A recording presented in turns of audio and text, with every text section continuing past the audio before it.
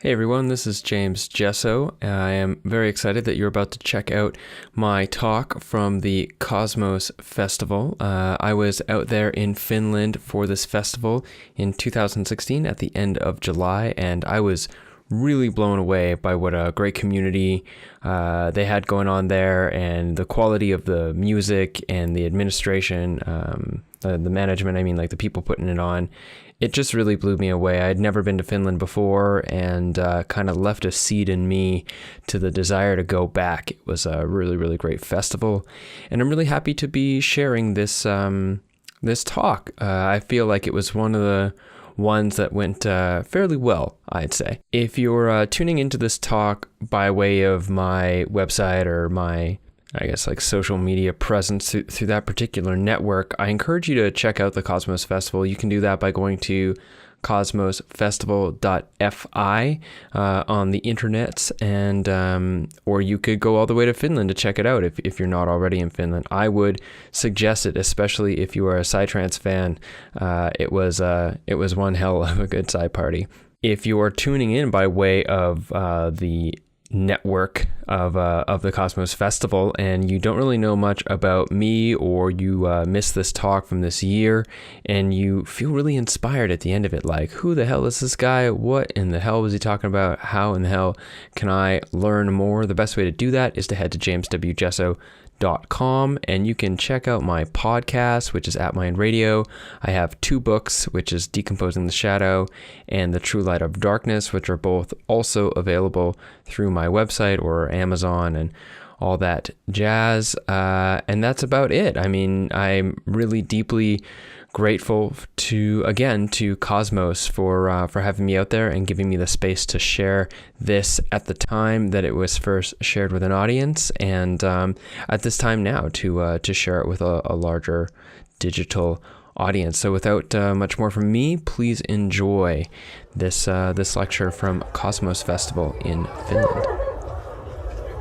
Okay, we're ready to begin. Are you guys ready to begin? Yeah? Awesome. Thank you everyone for coming out.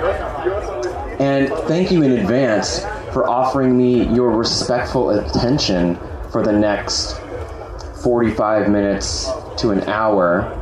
At some point, I'll do some sort of gesture to suggest to you that the talk is over. I might say, and that's my talk, or something like this.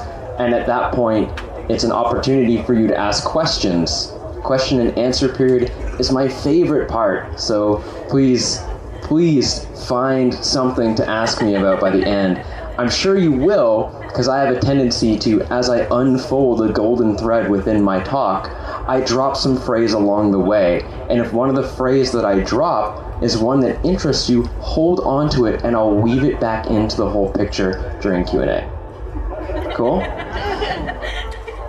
So my name is James Gesso, and I'm from Canada, and I did not come here from Canada. I came here from Germany, but at some point, if you track back my travels, I did come from Canada in March. But I have been doing this particular thing that you're about to see me do for the last few years, and also for the past few months, specifically traveling across Europe and Australia. Is anyone here familiar with my work before coming? A little bit.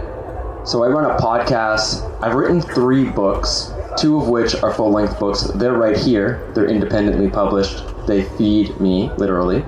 And I also, like I said, give presentations and do interviews and stuff. Ultimately, it is an extension of what at this time is my mission, which is, however large it might seem, to upgrade human consciousness around their use of psychedelic medicines or drugs or tools or however you want to describe it that's good for you. And this is by not only coming to you here in the underground, the festival culture, but also keeping my tendrils tight into the academic world without falling too much into their excessive structure and vernacular, but not losing the baby with the bathwater and coming here and only talking to you about alien intelligence and intergalactic mushroom spores and yada yada, because I feel as though the most important thing we have to gain from psychedelics, and I know this is about to blow your mind, you've never heard this before, is that they can transform us positively as people in this world. I know, it's new, slow down.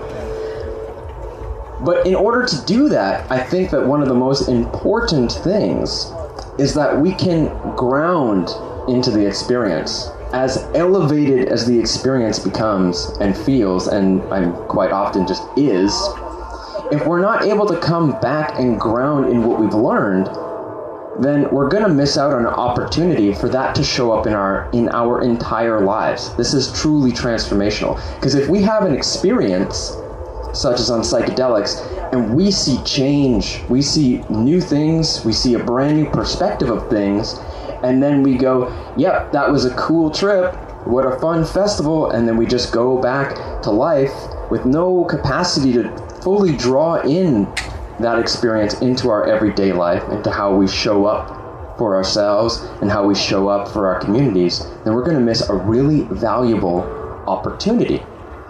And in order to know how to bring this back, it needs to be more than just after the fact practices, which I can talk about, but also before the experience. Excuse me. Before the experience, which includes one of the three very common terms that you've probably heard of, which is set, setting, and dose. So what this workshop is about, or this lecture over the next, at this point, 40 or so minutes, is going to be about the set. Part of grounding from the psychedelic experience is not to remove the beneficial, magical, transcendent aspects. It's not to medicalize it, and it's not to refine it into a specific box and say, this is how it's done. So as I'm telling you all of these things, pick and take whatever you want. I in no way am telling you what the psychedelic experience is or your psychedelic experience is. But what I believe the psychedelic experience can be, and what it has been for me, in the hopes that there's points of relation that might inspire you to think about your own experiences differently. But not just the psychedelic experience, but the experience of your entire life. In every moment, the way that you wake to this opportunity to show up. Whether it be to show up to your skill set, to show up to the new day first thing when you open your eyes, to show up to a person who's acting out of integrity, to show up to a person who is your vulnerable lover. If we can find ways to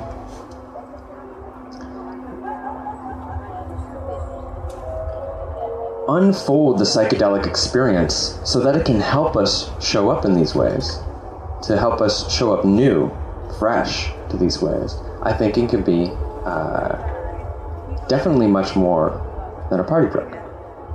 I mean, this probably goes into a information you already knew, especially if we were talking about things like ayahuasca, which is very ceremonial. But this could include any type of psychedelic that you happen to use, because it's not necessarily the substance, it's how you engage it.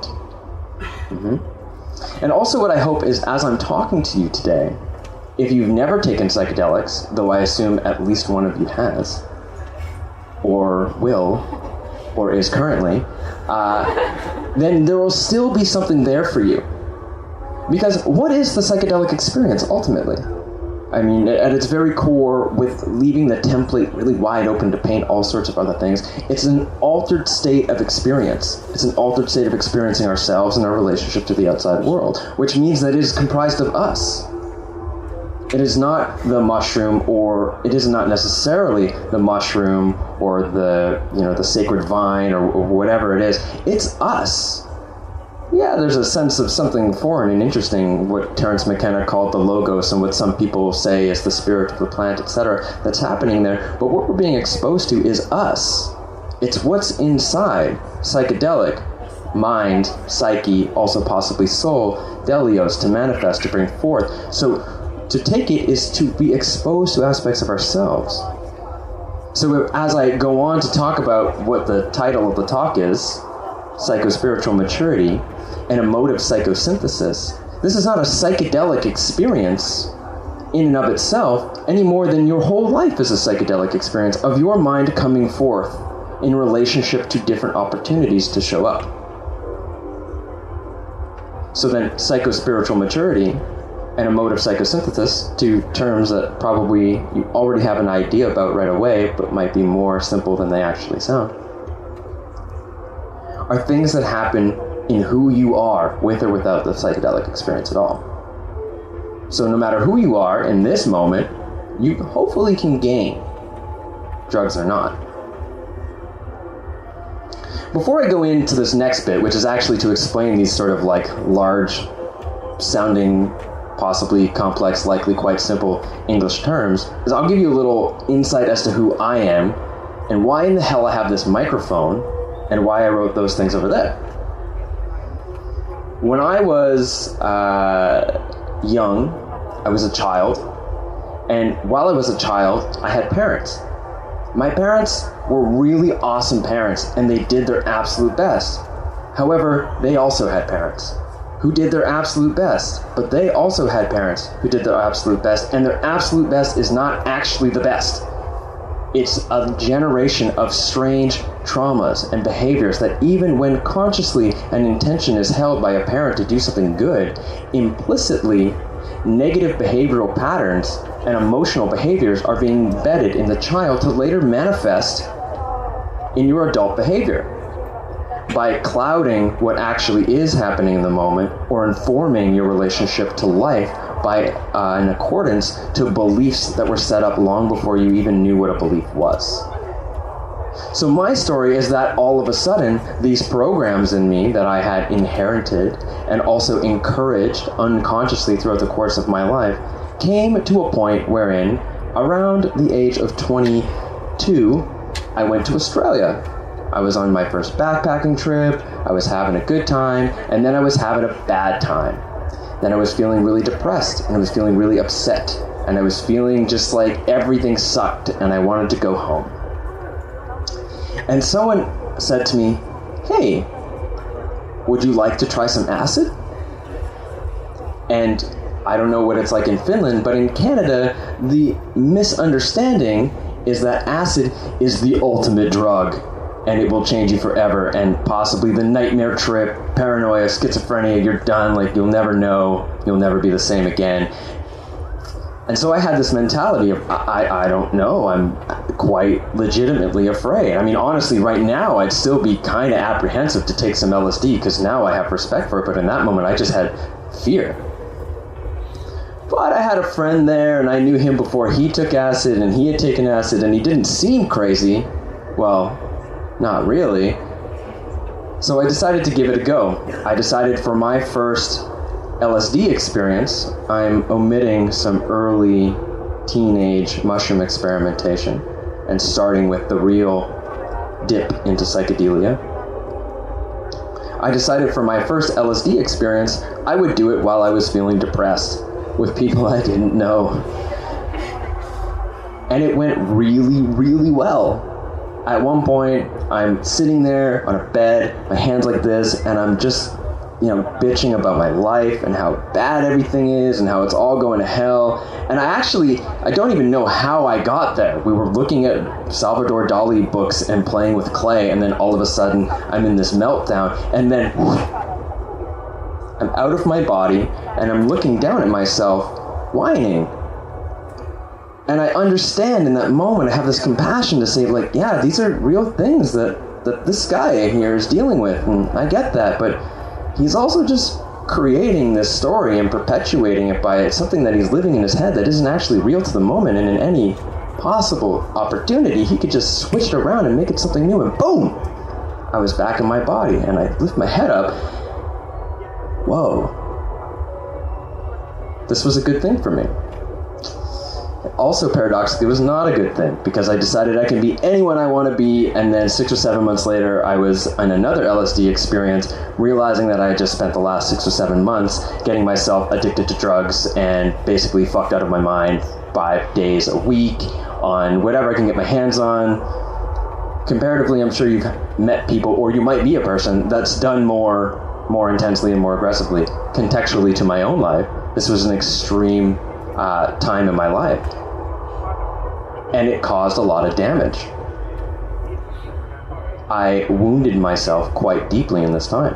I was confused. I was bordering on like psychotic ideas. I actually felt like Melbourne was its own sort of pocket, kind of like the Truman Show, where he doesn't realize that he's in a show his whole life, except it wasn't the Truman Show where it was TVs and there was an outside world watching. It was more like Dark City, which is a movie from like early 2000s about this guy who wakes up and realizes that everything he knows in his city that is perpetually night is actually being controlled by this alien dark group that freezes time and then injects and extracts memories out of people's brains and then puts them in different situations and watches them go, and everyone thinks that they live a normal life and there's daytime and there's places outside, but they only ever forever live in night in the dark city. That's how I felt. Literally, that's what I thought was possibly happening. That's kind of a fucked up thought to think is actually real. Like, I wasn't in a good place. So this started my journey. Now I had lots of LSD in between that time, but these two main LSD experiences, I can be anyone that I want. I don't like the person I've become, which was formulated by this extremely powerful single thought that was comprised of maybe 1,000 other thoughts that all manifested in the moment, which could be encapsulated as, I'm addicted to drugs, and the deep resonant chord that struck me to. This sent me on a journey to figure out how I could become a new person. Eventually, I returned from Australia, wherein even if I wasn't doing drugs, and I was doing my best not to, I at least had a new relationship to my substance use. I had people that I could talk to about it, that understood that, you know, if I wanted to go off on some weird tripped out idea and talk about what was happening in my mind and how I was feeling about my drug use and etc., that they would understand. But I could only stay in Australia for a year because of my visa, and at the end of 23, early 24, I land back in Canada in my parents' house. My parents are amazing humans. They're also Christian, conservative, rural Newfoundlanders, which live in the city, and their exposure to drug culture was actually really aggressive, weird, fucked up stuff in the 90s that was happening in Toronto. So as far as they were concerned, you know, when I was 14 and got caught smoking cannabis for the second time, my mother asked to check and see if I had needle marks on my arm, because to her, it was the same. So for me to come back after this, like, mind-blowing opening of who I am and all this shuffling to land back in this environment, well, I couldn't talk about it. I occulted it. I pushed it down. I didn't integrate what I was going through. I felt ashamed, and I felt alone, and I felt guilty and inadequate and lost. And it just kept building and building. And I'd stay up till 5 a.m. every night, maybe later, looking at really intense police brutality, government overlord kind of stuff, getting extremely angry about it. Now, okay, this is not an illegitimate area of research, but for me at the time, it was actually just a distraction that I could get angry about this thing so that I could be distracted from the reality of pain and suffering that I was having in my own psyche. And I was on the verge of checking myself into a hospital, but I didn't really trust psychiatry. I do now, but that maybe is a thread to pick up later. So I decide, somewhat paradoxically maybe, that perhaps I could, if LSD brought me into the problem and could have helped bring me out, maybe something else can take me further. Maybe I could heal the issues left over from my drug abuse by taking more drugs. I know it seems really silly, but I had this mentality that it could work. I had been familiar with the work of Tim Leary and Terence McKenna, and these guys at that time as an intellectual justification for getting out of my fucking head and saying that it's because I had to explore these other dimensional entities and blah blah blah. But when I got to this point of saying maybe this could help, these ideas became foundations for something that would eventually become one of the most important things I've ever done in my life. Not just for me, but for other people, because it's brought me into this moment, here, now, and several other moments that are quite similar, but different, with different people in different places. Which is to say that when I started this healing journey, with psychedelics, I started with mushrooms. And there was more to it. I was practicing meditation, I was getting into Reiki, which is another thread maybe for later, and I was really working to better myself. But mushrooms was the key point of reference. Once a month, every month, on the full moon, by myself, I took about 4 grams and I said, okay, show me where I'm hurting, show me how to heal. I had friends I could talk to. One friend in particular who came with me on the first time and was always there for me to talk to at any point if I needed to. This is important. It's an important point that I forgot about when I wrote these books, but it's an important point. But for the most part, it was about, as Kalindi E.E., another psychedelic person says, it was about the journey of the alone into the alone, to uncover what was there so that I could hold it, be with it, understand it, even love it, and then let it go, in the sense that let go of needing to hold on to it, the needing to hold it down, but just let it be so that I could let myself be. And 13 months later, I was an entirely different person. I was in a different part of the country. I was had a great job. I had a great community. I felt really creatively inspired. And all the things that I felt as though were problems when I approached psilocybin, magic mushrooms. I believe here you have the Psilocybin silenciata. When I approached this mushroom, I had these problems, and at the end of 13 months, I saw that they were resolved. At least to the point in which I felt capable and courageous in facing them whenever they came up. Wherein previously, I didn't feel capable or courageous. I held them down, I distracted myself from them, I beat myself up for feeling them. And at the same time, I realized that this has been such a gift, this has been such a blessing in my life, that I wanted to share this opportunity with others. I wanted to share what I learned with others, because at the time, I mean, the whole psychedelic revolution thing and the academic research around psilocybin and stuff had yet to really break into the culture. And I had a lot of friends that were into taking psychedelics, but they were, at this point, I had now friends taking psychedelics, and they were still into this, other dimensional, whoa, it's so trippy mentality. And meanwhile, I'm coming out and being like, wow, I just understood all these crazy patterns from this one experience I had in childhood and how it unfolds in like 6 other places in my life, and how all of those things are unconsciously holding me back from being happy between the hours of 9 and 12. And they're saying, well, how the hell did you figure that out? So in sharing some of the things that I learned, I was given the sort of like thumbs up, like, yo, that's actually really cool. Can you tell me more? And at some point I decided, since I love to write, I would write a book.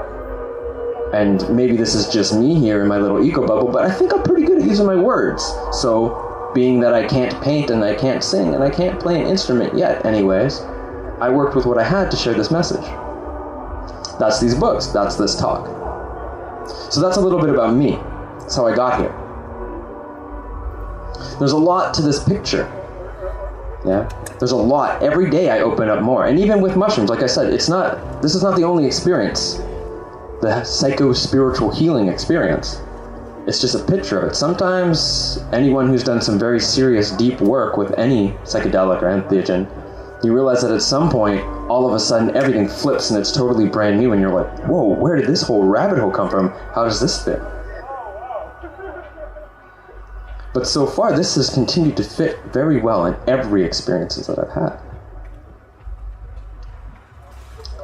So, I said that I was a child once to some parents who had parents that weren't like Buddha. Have you? Everyone here? Did you have parents? Were they perfect Buddha parents? No? Oh, then you guys are fucked up. Cool, so I'm not the only one. This is part of here's your tradition. This is our heritage. We inherit the traumas. We also inherit the healing capacities. What our parents have done to heal the traumas from their past, we inherit genetically, epigenetically, psychologically. Yeah. But we also inherit the traumas from generations and generations past. I don't know if here in Finland you have a connection to the ancestors. This has been pretty much snuffed out in Canada, at least not in the colonialist populations, but we carry things. And I want to talk to you about just like the most immediate, which is to say how, since you were an infant, certain areas of how you and your parents related influence who you are right now. And pretty much every time you've had a conflict that doesn't make sense, that seems to blow up without resolution, that is an extension of some dysfunctional programming you inherited from your childhood. And it likely boils down to 1, 2, or 3 core things. That if you can center into these things, then the entire fucking circus show starts to make way more sense.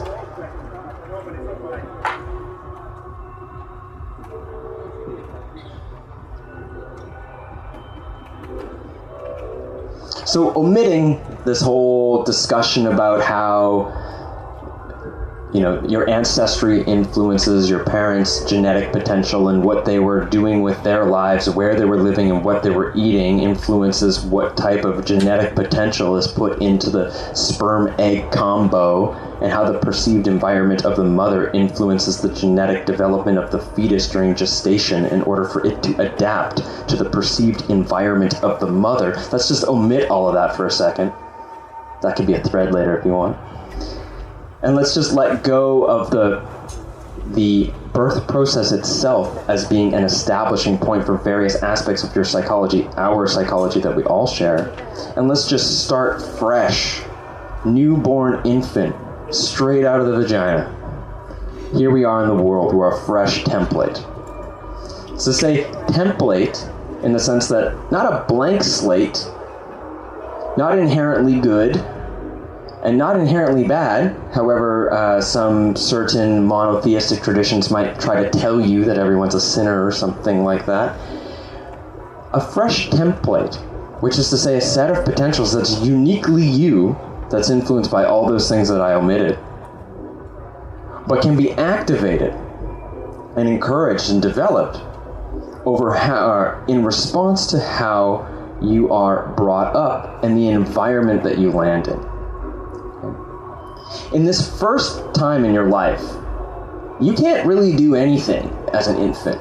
Everything is fucking full on. Everything. You're hungry, holy God, it's like the hungriest you've ever been. It's painful, it's suffering, you're cold, it's horrible suffering. You're happy, it's incredible. It's like the fullest emotional experience. It's like the first experiences you've ever had were the most full on. And in this time, your nervous system is developing.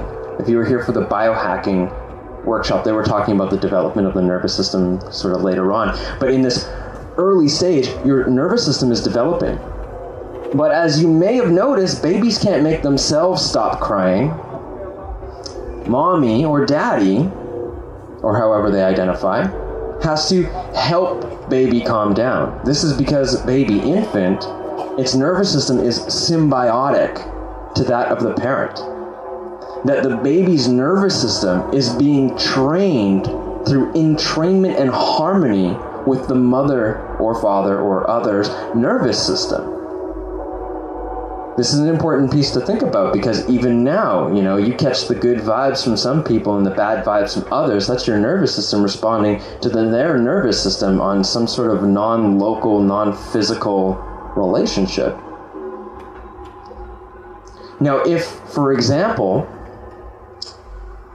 your mother or father or other was not able to appropriately help you down-regulate your nervous system when it was being overwhelmed, well, then that lays a pattern, like a seed that will later grow into a tree that is huge aspects of your personality.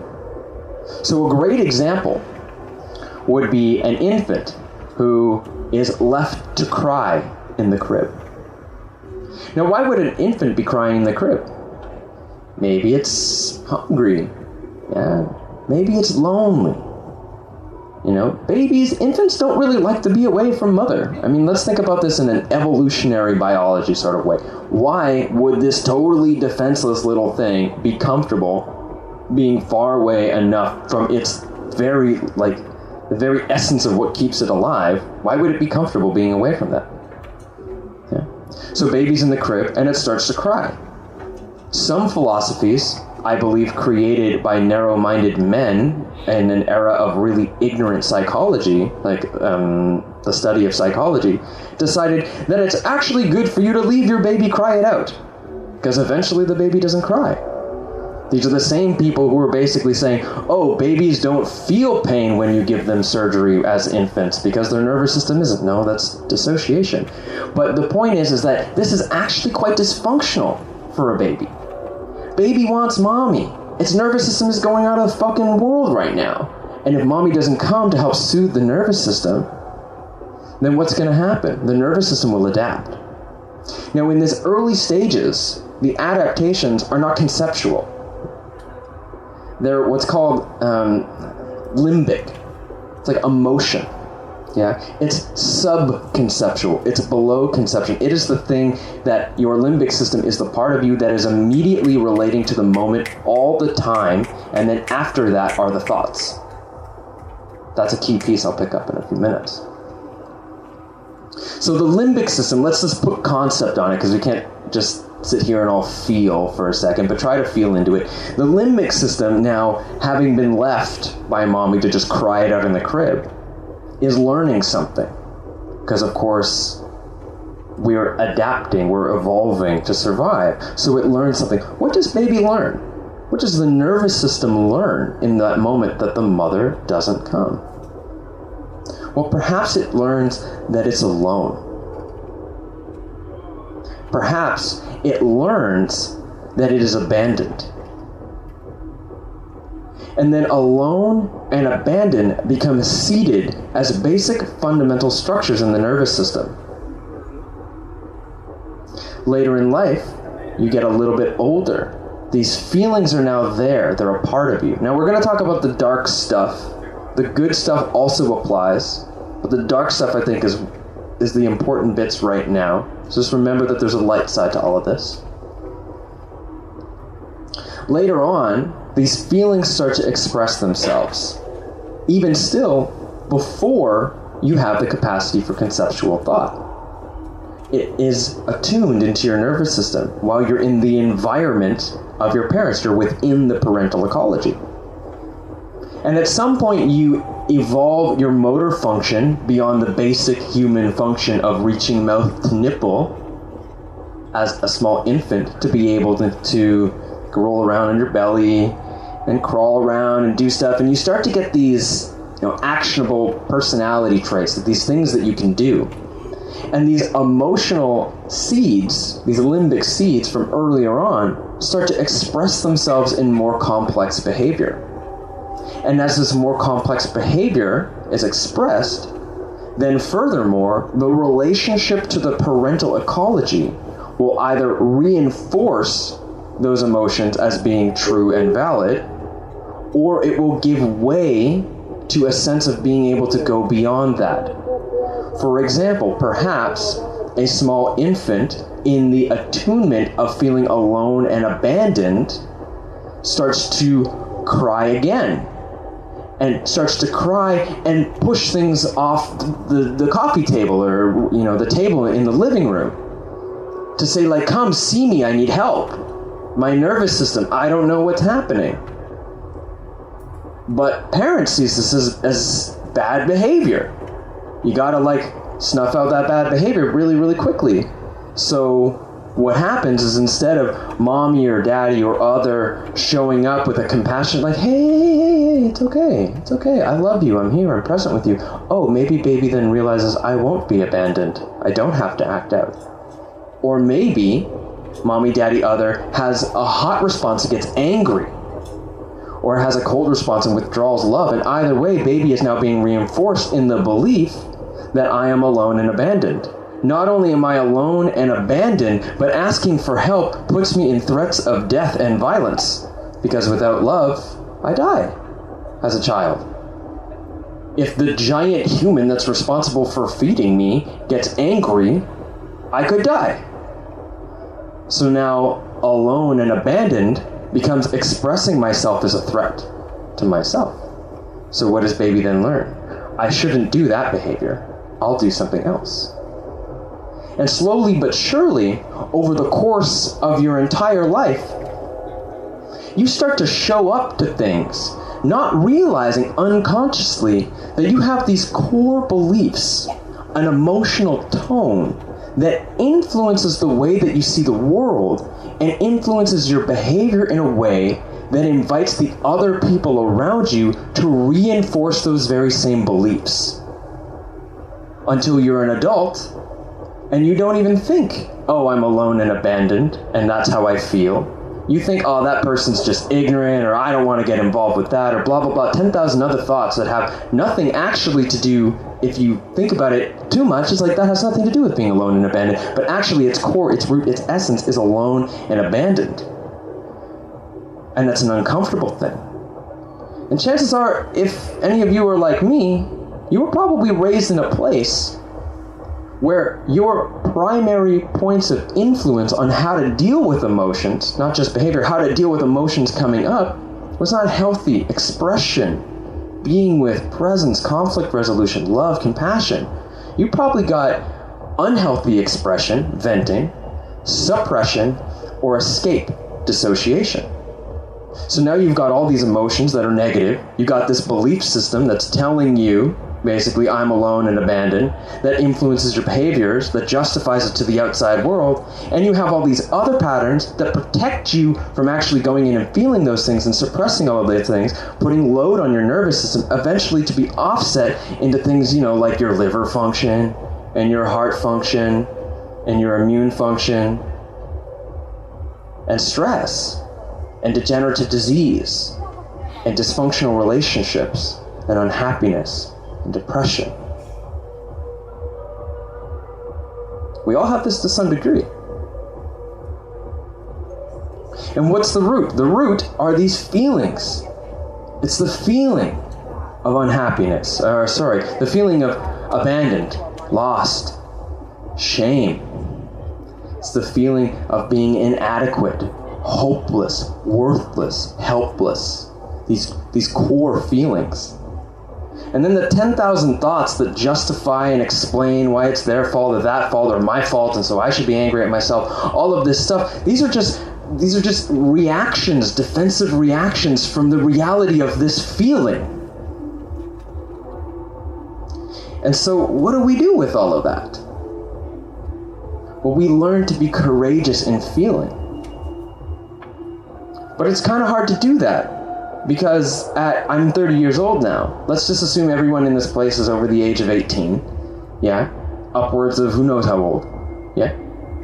At this age, 18 plus, you've had these thoughts, you've had all these behaviors, you've had all these social experiences that have validated these basic perceptions, these basic beliefs of I am alone, I am abandoned. For me, it's I'm not good enough and I will be punished. These are the basic perceptions behind a lot of my perception of the world, are basic beliefs. And you don't know where to start. You don't know where it's all coming up. You might feel these core feelings. For each of you, you might find one that you resonate with more. Maybe it's inadequacy. Maybe it's hopelessness.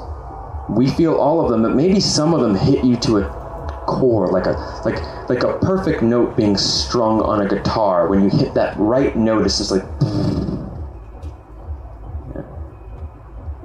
We don't realize that it's those core feelings that are influencing all these other perceptions. And we have so much defensive shell around it, and we have such a pressure from holding it down for so long that it's extremely difficult to go there. It takes a lot of courageousness to sit and cry. Especially, pardon me, I'm not trying to impose gender dynamics, but myself, having been raised biologically a male and identifying with being a man within the Western concept of being a man, I was kind of told that it's not okay to cry. That, the only emotions I'm really allowed to show are anger and aggression and frustration, but I'm actually not allowed to show those things because that makes me a bad person. So I'm not actually allowed to show emotions. Yeah, maybe some of the men here can agree with this, they can relate. Maybe some of the women here can relate. I can't speak for your experience. But I have these defenses. We all have these defenses from feeling this thing.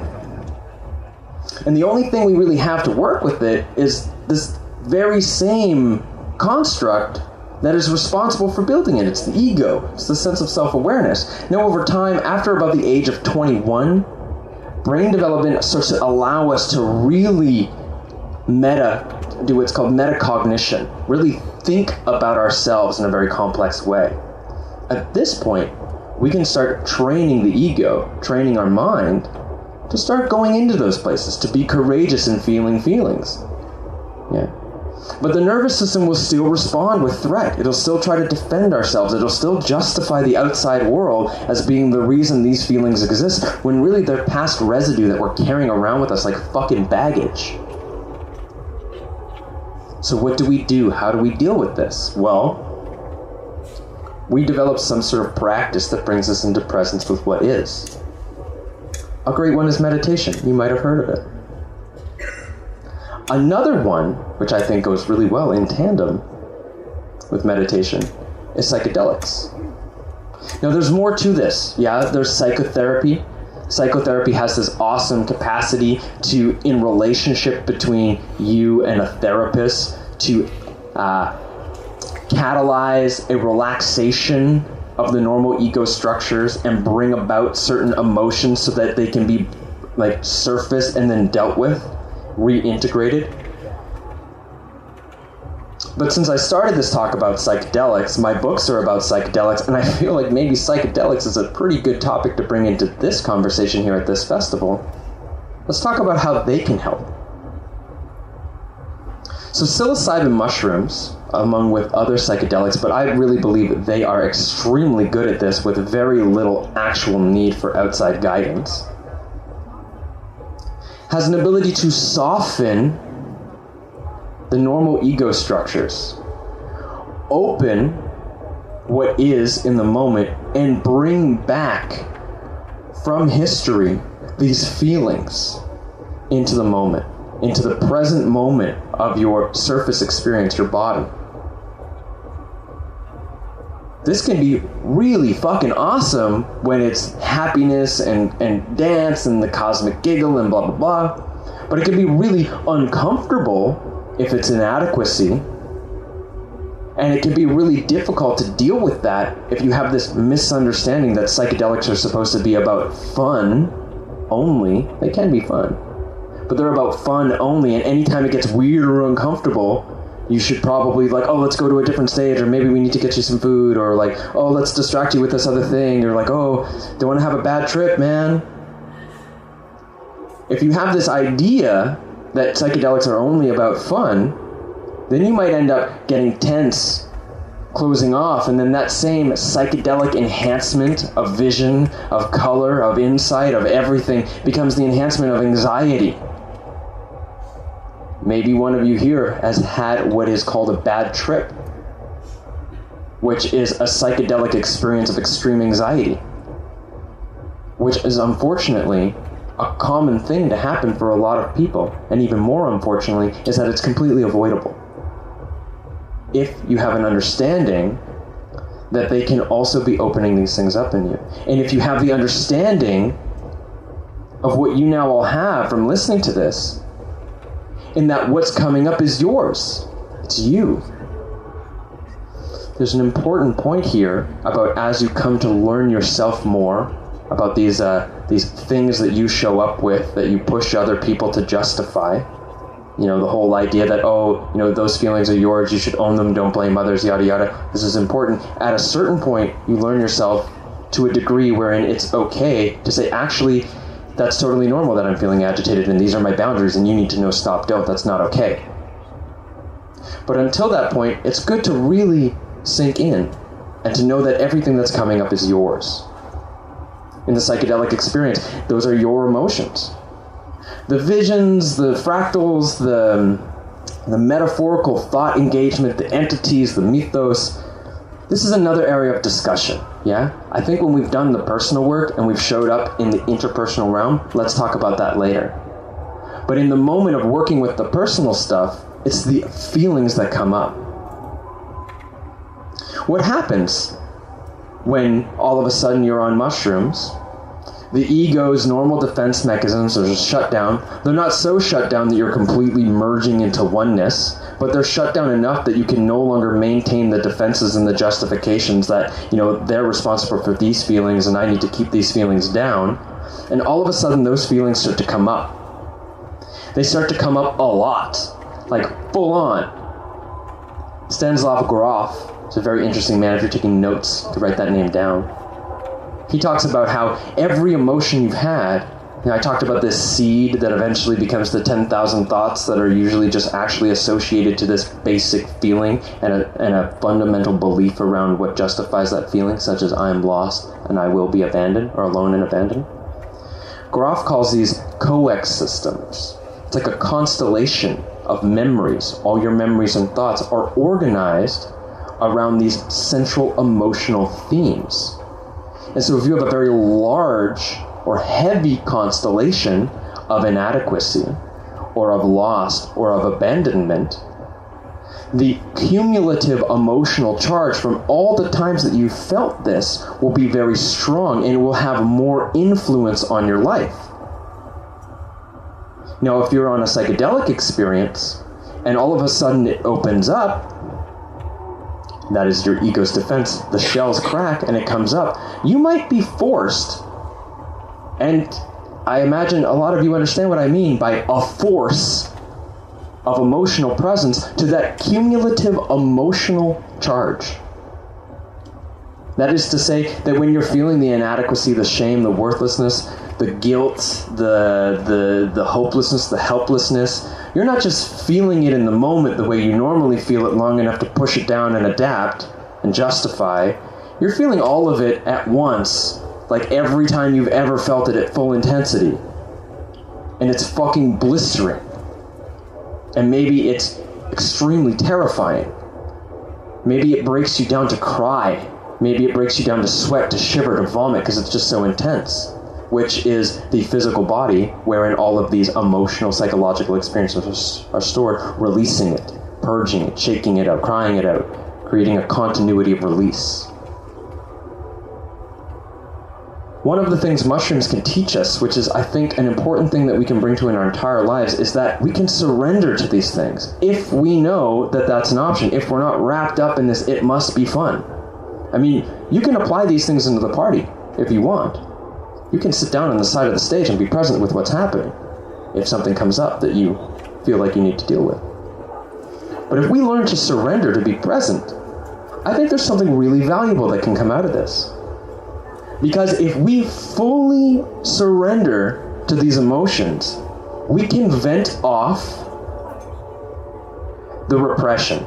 We could feel out all the things that we felt. We can feel it out really, really quickly, however intensely it might be. And the feeling of that is like releasing stored energy that was blocked, and possibly it was blocking your bile production, possibly it was blocking, your kidney function. But you can release these blocked energies, feel them out, and then they recycle back into your system, and they can launch you into insight.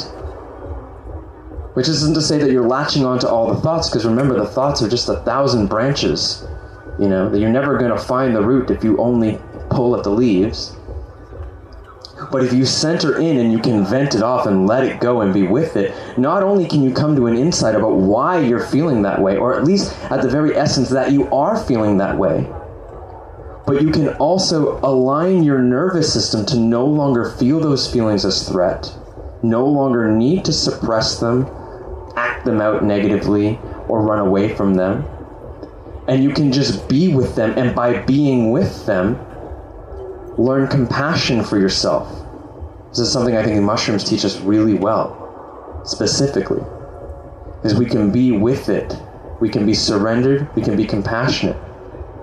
And in having faced these emotions, being present to them, venting it off, now teaching our nervous system it's okay to feel. We can also be courageous when those feelings come up again. Because now that child, that infant that needed to learn these behaviors to shut down and repress, that learned them from the dysfunctional parents that weren't on the journey that we're on right now with our experiences uniquely and collectively, we can reset those patterns. It's not like that. Sometimes it can be, but perhaps it requires more work. This is one of the things that I think is really beneficial about psychedelics. And it teaches us how these things come up in every day. Because your relationships, they're like a dance of shadow. Do you know what I mean by when I say shadow? Remember I said that you carry all this shit behind you like in a bag? Like you're carrying baggage? All these dark feelings, the things that you didn't express, or the things that you didn't deal with properly that you weren't with? Well, every time you felt those things, it's like you shoved them into a bag. And you just shove those things into a bag, into a bag, into a bag, and now by the time you're whatever age you are now, you're just carrying them around and they're heavy. Man, are they heavy. And they want to be acknowledged, those things in there. And rightly so. They are a part of you. They deserve acknowledgement.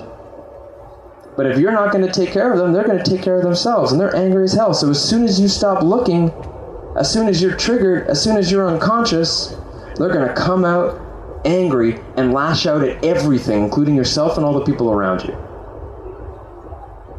And what's fun, it's just so fun, is that we don't realize we're walking around and we're looking for the people that will help us do that will help us bring the shadow out, because our shadow is also directly manipulating us from behind, but secretively. So your shadow and my shadow, we connect. All of a sudden it's vulnerable enough that I trigger you by something and you get upset and you say something that you know will specifically trigger me, and then we're just vicious, we're just fucking tearing at each other. Yeah? This isn't really good for community. And this is probably what's holding us back a lot in our lives. And really, has anyone felt as if they could do a lot better in their intimate relationships, but they're not sure what's holding them back from, Yeah? This is a part of that. So, there's so many threads that have dropped. I hope you've been paying attention. Who you are now is a dynamic interplay of your natural characteristics, which are the things that you would do no matter what. They're expressions of that template, and behavioral adaptations, which you have learned to do consciously and otherwise in order to protect yourself, either from very real threats that were present in your life, or from what was perceivably a very real threat to an infant. Psychospiritual maturation. You guys all forgot I was talking about that, right? Psychospiritual maturation is the natural developmental unfolding of recognizing what we are holding on to, what emotions are, what dysfunctional beliefs, what strange behavioral adaptations are not authentic to our natural characteristics, but are actually defensive reactions to things that aren't real anymore, any more so than they're real because we believe them to be real, and we make them real through our actions collectively. Psychospiritual maturation, which to me is a key piece of my spiritual practice, is coming to recognize what those things are, what they are at the root, and learning to be present with them so that they, the dark parts, my emotions, my feelings, my history, is my greatest teacher. And it teaches me who I can be, who I can mature into, and how I can show up to my life, to my goals, as well as to strangers, to new friends, to lovers, and even to the family that accidentally fucked me up. This is psychospiritual maturation.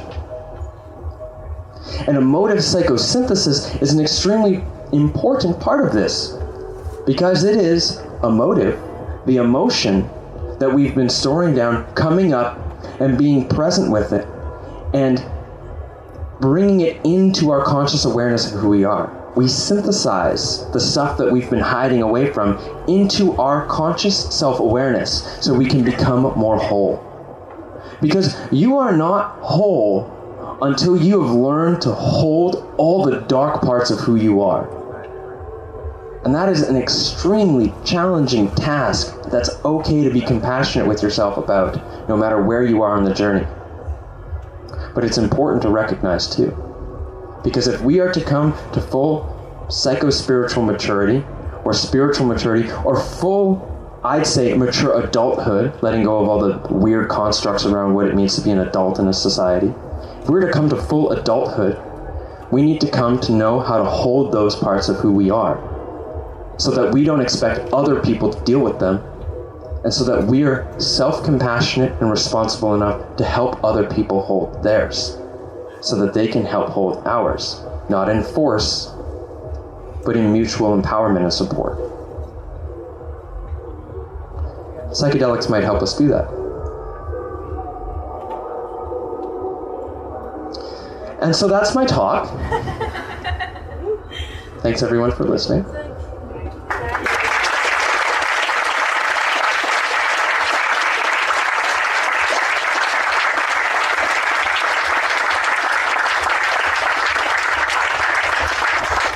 Now I've got a few more minutes.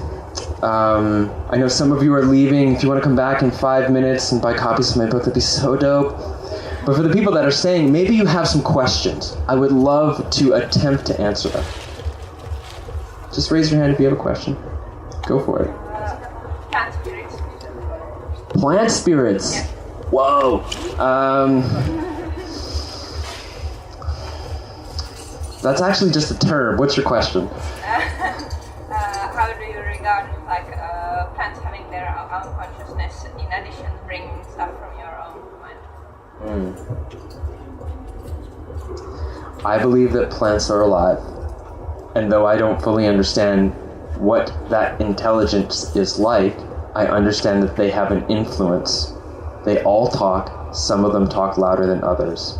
But in order for me to understand what it is one plant is saying, I first need to understand that it's only going to be able to say it through, at least to some degree, my own capacity to render it as thought and feeling.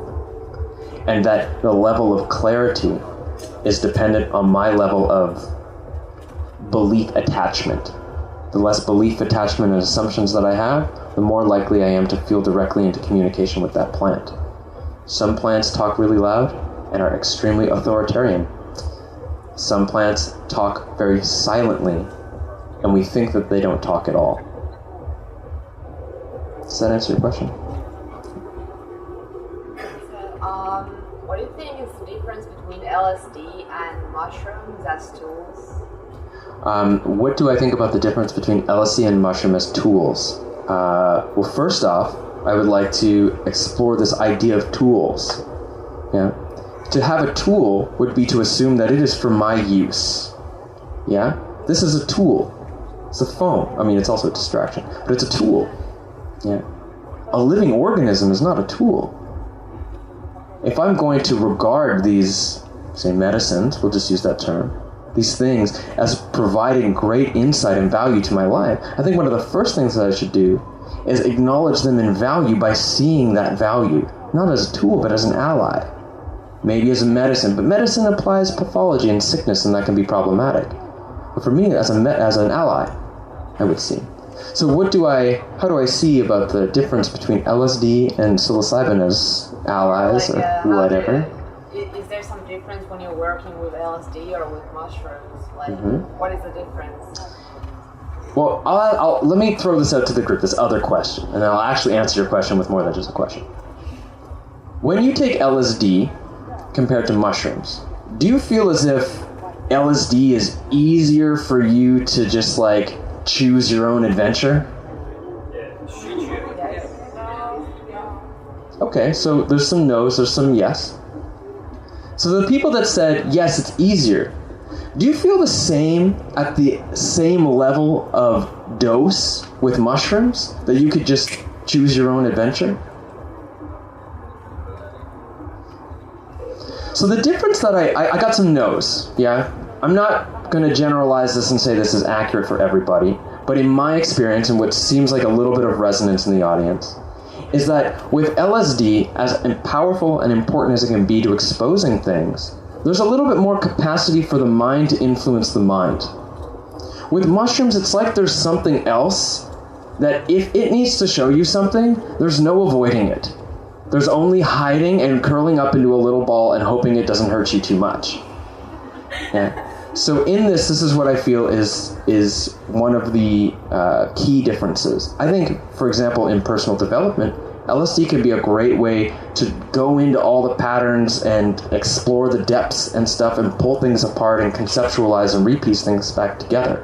And in that, there can be some really important emotional processing to happen. With mushrooms, I believe that it brings the emotional processing up, and that for healing experiences in regards to past trauma specifically, mushrooms can be really valuable in the way that you just let it happen. You're just there and you let it happen. With LSD, I think it benefits much more with having an intention, a set of programs around, maybe somebody else to help guide you through it, because it is much more mutable, which could make it actually quite challenging for some people. Yeah, all of a sudden, if it's very mutable and there's no control over the set and setting that you've put yourself into, it can get very overwhelming. But this is what I think is the primary difference, is that LSD enables much more conscious engagement and manipulation of the experience, where the mushrooms, I kind of think that its healing is most powerfully unlocked in regards to past trauma by just completely releasing to whatever it brings up in you. Unless you make a dose with LSD a bit more. What? Unless you make a dose with LSD a little more often. Unless you make a dose with LSD a little more often. Yeah, I mean, I'm not laying rules here. Yeah, and I am not the person who's taken the most many times. Yeah, I am the person who has taken a variety of different doses and discovered some really interesting thing that not only works for me, that I've seen work for a lot of people, but it is by no means a complete picture. So I can take 2 more questions, maybe 3 if they're quick questions.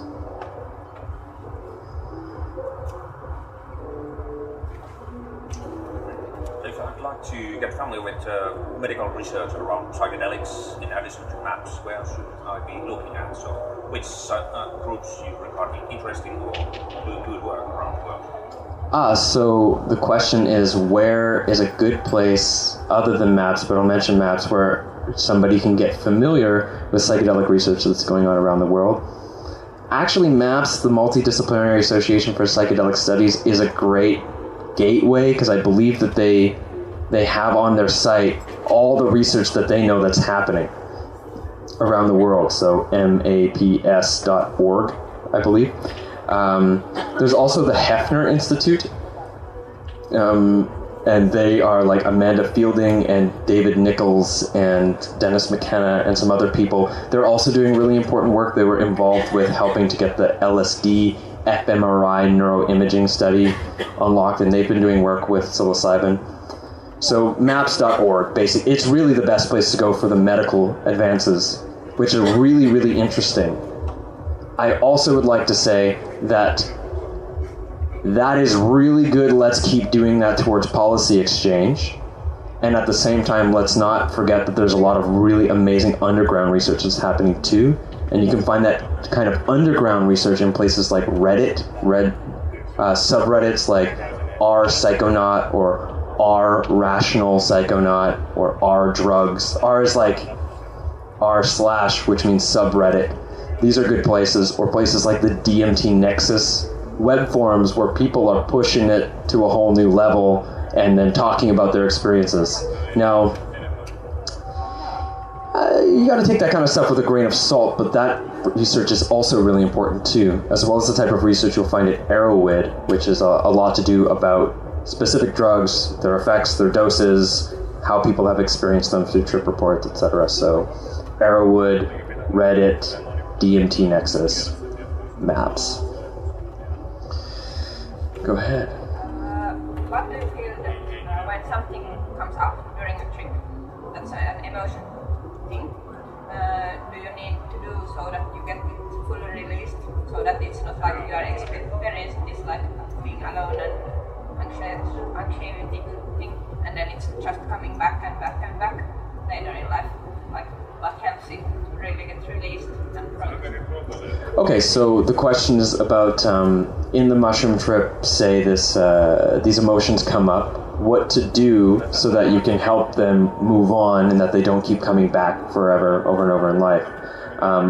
Within the experience, I think the most important thing to do is, if you're not already, find a safe place and relax and completely surrender and let it happen. And if you need to have a sense of safety, or somebody there that you trust, do that, For everyone here at this festival, there's Kotila, which is like a safe place if you need a safe place to be tripping, where they have people there to help you in this. But it's to be relaxed, open, and just be with what is. Afterwards, reflecting on your experience, I think, is really important, and recognizing that there's a difference between a change in perception and a change in behavior. And so if you saw something and learned something about yourself, to really find and explore ways to make that actionable, rather than just an insight that you had that doesn't change anything. And in doing so, recognize that it doesn't go away. That same feeling, that's a part of your nervous system. It will be with you forever. The difference is that, like swimming in waves, if you've just been like, every time a wave has come your entire life, and eventually you start learning to swim into them, they don't knock you around as much. Because it's not about making the bad feelings go away. They're not gonna go away. It's about getting clear about where they come from and how they affect you in the moment and learning from them. Because once you can let go of the past stuff, which is your whole life, once you can let go of the past stuff, you can more accurately show up to what's present and learn from that in the moment. So it's not about making them go away, it's about getting clear with them, compassionate with yourself, and so that you can be more compassionate with others as well. Does that answer your question? Do you regard that if you get this clumps that when anxiety or something comes up, that there activates all these memories, that they are stopping to activate, so that they are not going to come like all of them once after you release them? Or do you feel that if you have been abandoned, they are going to come as with all the strength? Are they? If it comes up in one experience really full on, if it'll keep coming up really full on, or if you can unfold it, or like release the pressure, I do think you can release the pressure. But the real question is, first off, courageousness. There's a good chance that once you start going into this journey with psychedelics, that every psychedelic experience you have will have the same level of profound intensity. And so if you know that, and taking psychedelics comes with a much higher respect level, and it requires much more courage. And maybe at some point you realize that you can do it in other ways, and it's totally cool. And that's fine. But the question for me is beyond the psychedelics. How do we learn to show up to it every day? How do I learn to show up to a sense of inadequacy in the moment before it manipulates my whole view of things and I get lost on some little inner ego trip that causes all sorts of stress and eventually issues in my physical, psychological system? It's about that. It's about learning to show up to the small waves in your everyday.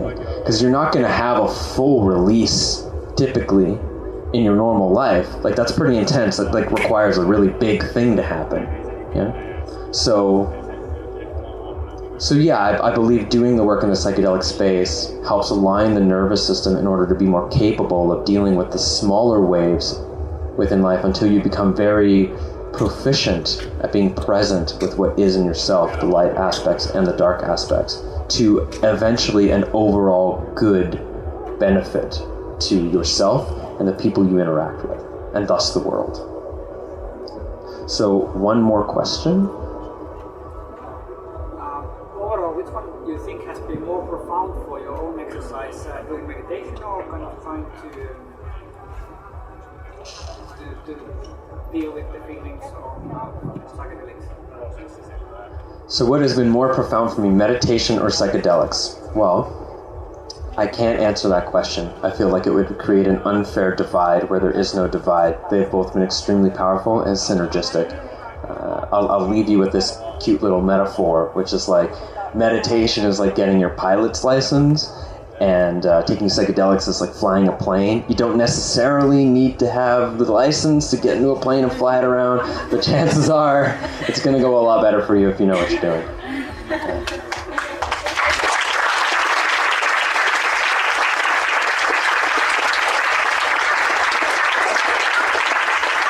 So thanks again, everyone. My name, James W. Gesso. It's on your schedule. It's on the sign outside. That.com. This is where you can find my podcast. This is where you can find my essays. This is where you can sign up for my newsletter. If you would like to support what I'm doing, take something home with you as an artifact of this and hopefully as an influence to carry these lessons into your life from here on, please come over, take a look at these books. Purchasing them would be really supportive to my journey. And I think they're awesome, and I reckon you're going to like them too. So, thanks.